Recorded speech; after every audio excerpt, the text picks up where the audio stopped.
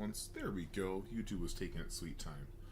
So, quick little demo here. If you come up to the right-hand corner and right-click your profile, view career profile, you can see all of my nerdy stuff, and Season 6 has been terrible to me.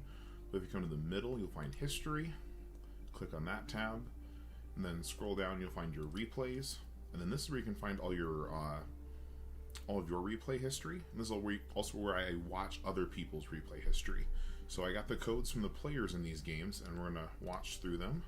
We're going to start off with the control map, Lijiang Tower. Ready for battle. Whenever I'm doing coaching reviews, one of the first things I look at is hero selection. So, real quick, looks like we're pretty solid on everyone having a hero picked. So the team we're looking over here, Team 2, we've got Diva, and then Soldier Hanzo, Moira Lucio. None of those heroes are particularly meta, but they're also very comfort pick, workable heroes. So let's see where it goes. And actually, I kind of lied. Lucio is always close to the meta, or super meta. 5, 4, 3, 2, 1. Round 1. All right, Capture so the objective. from over here.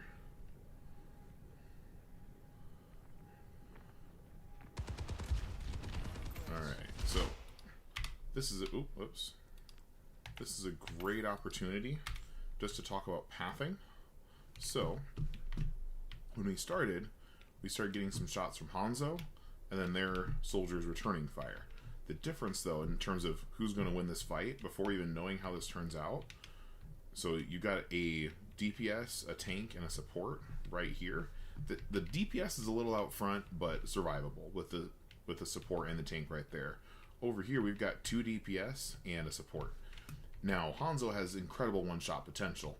If Hanzo doesn't hit the one-shots, this does not look good, just right off the bat, because the tank who could do the most to help win that fight is over here.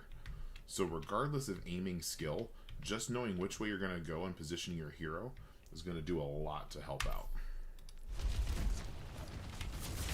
Yeah. So David makes a move on the soldier, good play, but out of Moira's range. So, and then Lucio gets knifed. At this point of the fight, I'd start getting out. Hanzo's probably going to get out the quick way, all the way back to spawn. Yep. And then Sojourn, at this point, Moira just needs to run away. Yeah, lucky that the Junker Queen didn't overextend, but they're also suffering from not capping. You got a little bit of grace there from them not quite capping. Okay. So, just a little bit about positioning, and again, this is, my bet is that a lot of this comes down to nerves. I know our Diva player wasn't entirely used to or comfortable playing tank. They know how to, but... And on top of this, also really only the second or third time some of these folks have played together. And the Diva's all the way over here by their Diva lonesomeness, while the 4 are up here with a Junker Queen in the face. Junker Queen has her weaknesses, but if she can just run into a backline of squishies, it's like Golden Corral. You're falling apart. Oh, I'm actually a little surprised that Junker Queen didn't dive in a little more. Probably trying to help out on the Diva. Hey, gotta pick on the Junker Queen. So that should put things in our favor. Gotta keep that Diva topped up. Yeah, Moira just chunking heals in. Good retreat there, Diva. And that DMAC there wasn't really necessary. Whenever you're getting that low, it's best to just give up 5% and back out, top off, let Moira get resource or orb back, and on top of that, with Diva DMAC, that soldier went to Golden Corral with no one to really get in the way of his visor.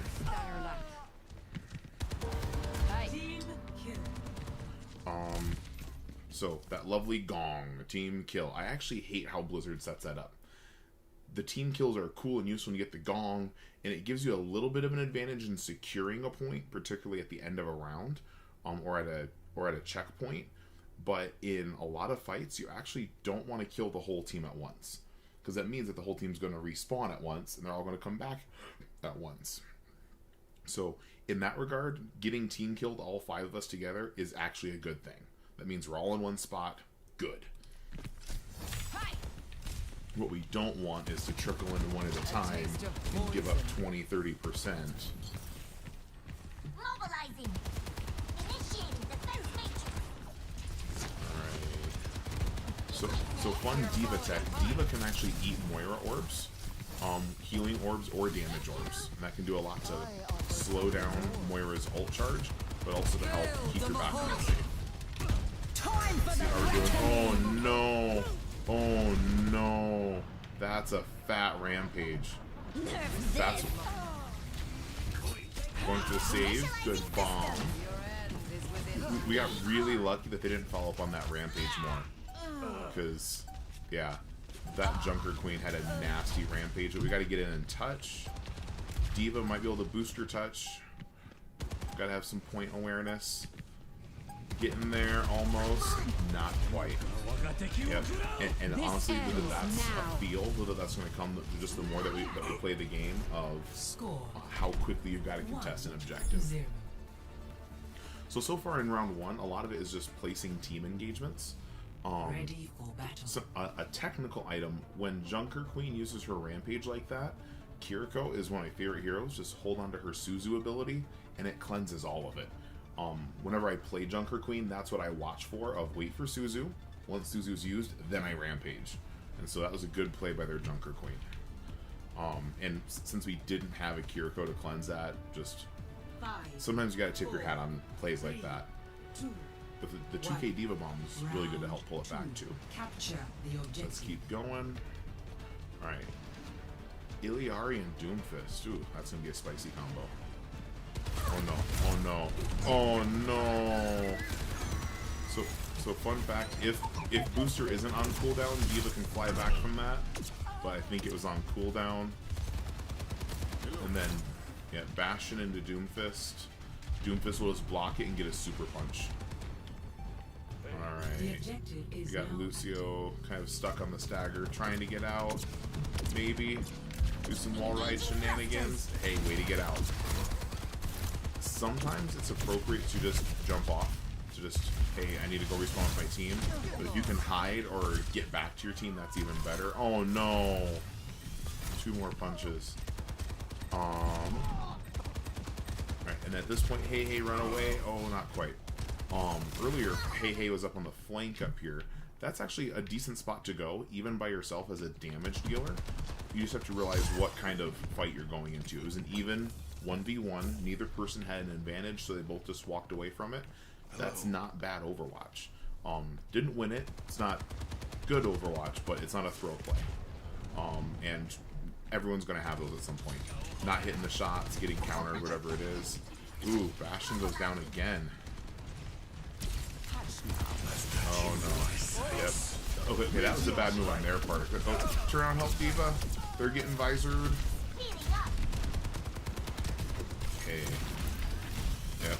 And then, yeah, at that point, if you can just jump off, you want to jump off or die. And then run away, run away. Oh no, see, and this is what I was talking about with the team kill. Because now we're getting staggered. There's 3 of us alive, with 2 of them pushing us. Oh, one of them walked off. But it's taking a long time. Oh.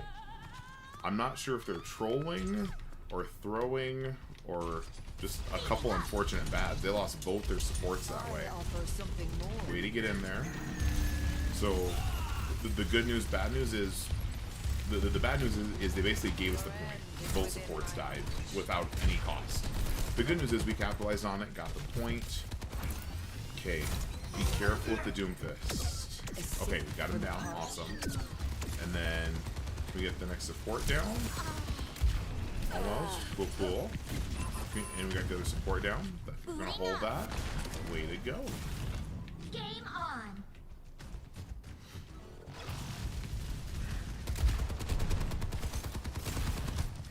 What I like here from their soldier is he's getting consistent pressure on the team without putting himself in too much danger.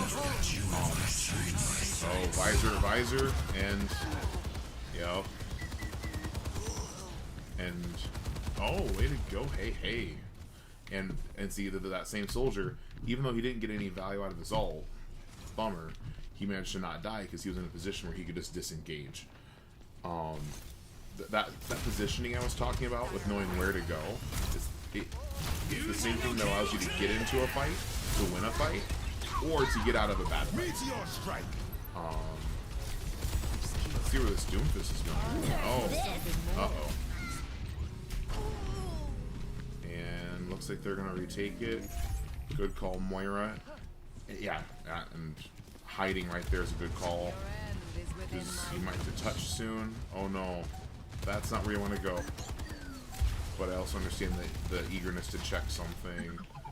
Gonna have to jump in and contest. Nice move. This is 3v2. We should have an advantage. Maybe. Oh, bad wall. Sorry. Oh darn. They got our soldier, Moira, Diva. So yeah, Doomfist is a gnarly guy to try to run into. Alright, that's map 1. Some things with this one on Lijiang Tower. There's a whole lot of stuff I could jump into, but I think the most important things right away is to engage with your team. And that doesn't mean engaging together, like all 5 people walk through the same door, but engaging at the same time. So going back to that very first fight, half of us went one way, and then 3 seconds the rest of the team came around. If we had engaged at the same time, like a pincher move, that could be super powerful. Because it was offset, and only 3 people went, and then 2 people went, both sides lost. So engaging effectively together. And then the other one I would have to say is being aware of when it's time to get out. There are times when a fight is lost, just run away, jump off the edge, get back, or if you can, run away and get back to your team. That way, you can, again, engage together all 5 onto something. A couple hero-specific tips I'll give. It's kind of just extra. When dealing with a Junker Queen, especially if the Junker Queen's getting a lot of value, you're going to want a support hero on Kiriko. She has a Suzu ability that makes Junker Queen's ultimate basically useless. And then when dealing with a Doomfist, you're going to want crowd control heroes. So on the tank line, sometimes that's Roadhog. I personally use Reinhardt and use them to basically block Doomfist's punches. On the DPS line, that could be Sombra. Cassidy's a real popular one right now with his magnetic grenade. I'm not a fan of the magnetic grenade, but against the Doomfist it makes sense. Junkrat can help. May Chill and May Wall can help slow him down. And then on the support line, Brigitte is really good at that. If he jumps in, she can whip shot him off of his targets, or she can shield bash away from getting punched. Personally, I like Ana because I can use a skill sleep shot to just put him to sleep on the ground. If I'm not hitting those, or if he's just way better than I am, I use Moira to get away from those Doomfist punches. He's got a sound. It builds up. It's like little zzz before he punches. So you got to listen for that and know where to go so you don't get punched into a wall or punched off the edge. But I'm going to pause this one.